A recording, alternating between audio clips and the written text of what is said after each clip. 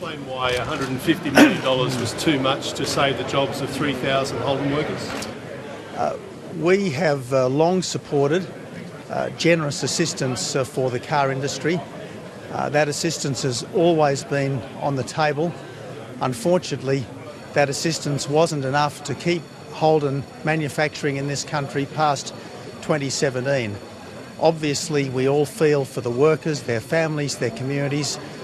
The important thing, though, is not to recriminate, play the blame game or peddle false hope. The important thing now is to build the kind of economy that will create the jobs of the future in successful, competitive, world-beating businesses, and that's why the government is so determined to get taxes down and regulation down. Mr McFarlane said yesterday that he was hoping Holden would delay a decision until next year so that the government could make them an offer. You seem to be saying that there was never going to be more money on the table. Are those statements not contradictory? Absolutely not. We've always made it crystal clear that within the parameters of the policy that we took to the election, we wanted to keep the car industry, both Holden and Toyota, going in this country. Holden have announced they're not going to stay past 2017. The challenge now is to ensure that Toyota continue manufacturing in this country. It's important to remember that Toyota have a different business model to Holden. The Toyota business model is based much more on exports than Holden's was in recent times.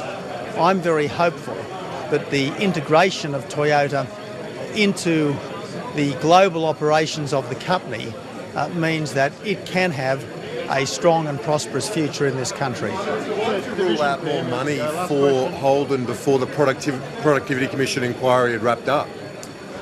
There was a very substantial amount of money on the table.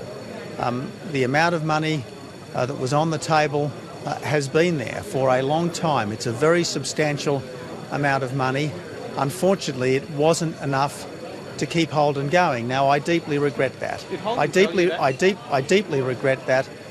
But I should point out that once companies have decided that their operations are not necessarily going to be viable for the long term, it's very hard to hold them.